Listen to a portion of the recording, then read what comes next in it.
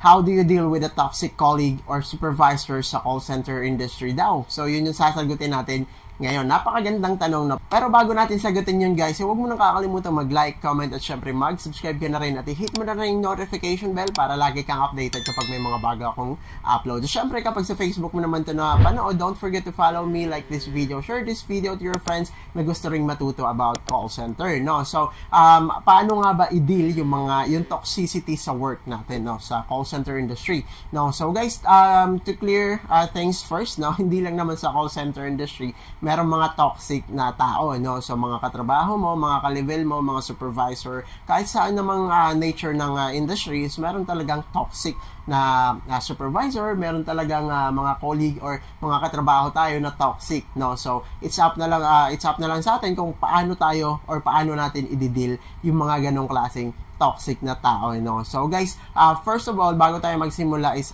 yung tanong ko muna sa inyo is how do you interpret toxicity, no? So kasi nakadepende din sa inyo yan. Malay mo, para sa inyo yung simpleng pagturo sa inyo, simpleng pagpuna sa mali nyo, toxic na pala kaagad para sa inyo yon, which is maling-mali guys, no? So how do you deal with toxicity? There's a lot of toxicity, no? Nakadepende yan sa tao. So for me guys, in a job, no, kasi nagtrabaho ako, so ini-expect ko na talaga na I will commit some mistakes, which is to be corrected maybe by my colleague, no, or maybe by my supervisor. So especially sa call center, no, let's focus on the call center, no, kasi nasa call center industry tayo, no.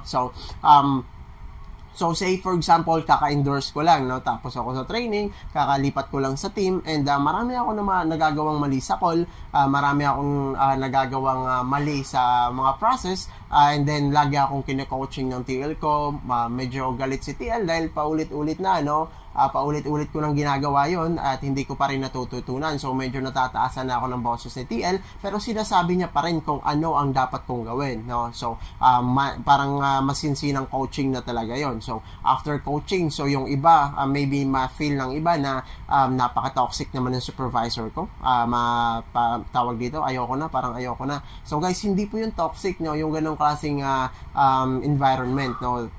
Tandaan nyo guys, apektado yung lahat ng metrics nyo kapag marami kayong ginagawang mali.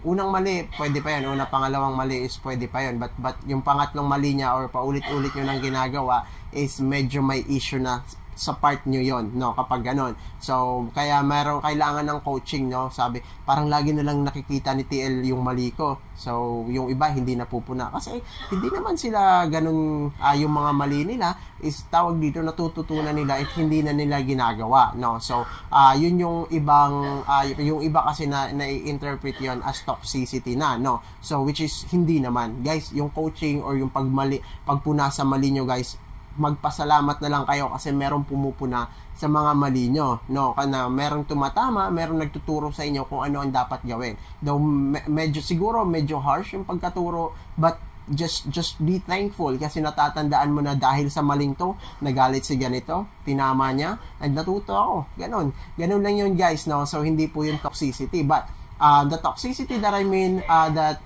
for me na karapat dapat na tawaging toxic is yung pagiging personal, no. So halimbawa nagpe-perform ka sa team and then nainggit yung iba, siniraan ka, that's toxic, no. So ganun yung toxicity, no. May ginagawa, binubuli ka na, personal na, hindi na about trabaho, that's the toxic way sa pag-treat ng mga colleague, no. Kapag ginawa sa inyo yon, no, you can report it to your TL, you can report it to your manager, to your supervisor, or better if ma-report nyo yan sa HR, no. So HR guys, sila yung bahala sa mga ganong klaseng empleyado kasi guys, meron kayong sinusunod na rules dyan, which is kailangan nyo respeto yung isa't isa, no. Tulungan yung mga nangangailangan ng tulong, no, na mga colleague nyo, especially yung mga bago pa lang. So tulungan kapag yung iba binubuli, you yourself, you can initiate if nakikita mo yung bago mong ka-team na binubuli, you can report it to the HR, and that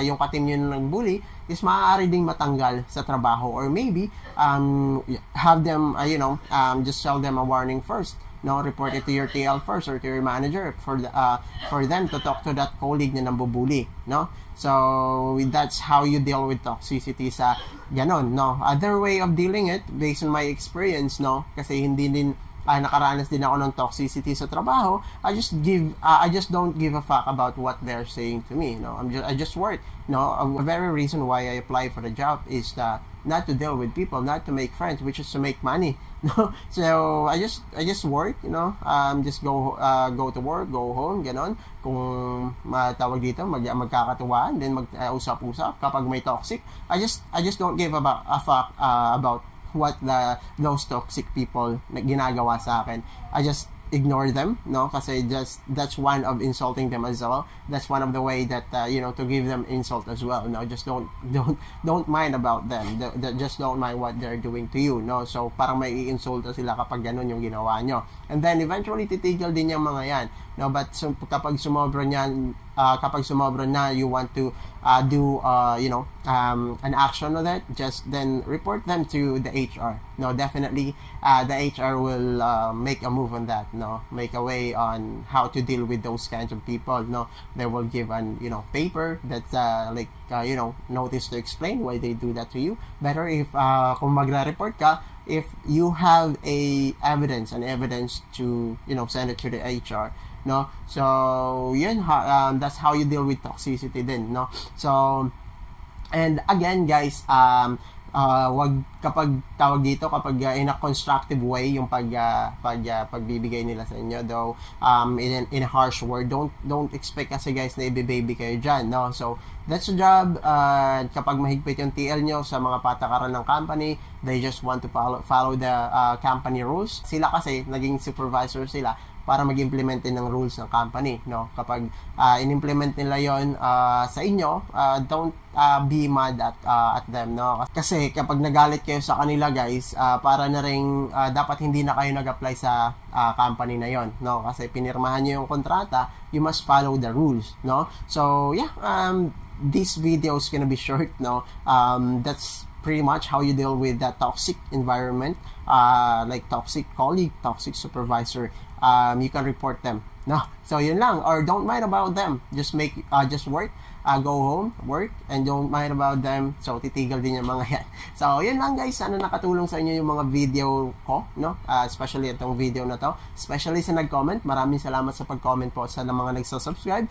Sana nakatulong tong video na to sa inyo. Again, kung gusto nyo ng ganitong klaseng video, nasa tamang channel na kayo, kaya wag nyo nang kakalimutang mag-like, comment, at syempre mag-subscribe na rin kayo, at i-hit nyo na rin yung notification bell para lagi kayong updated kapag may mga bago akong upload. So kapag sa Facebook nyo naman ito napanood, don't forget to like, share this video, follow me on Facebook, and comment if you do have any other question about call center. So yun lang, again, this is JC Legaspi. Adios, amigo. Bye-bye.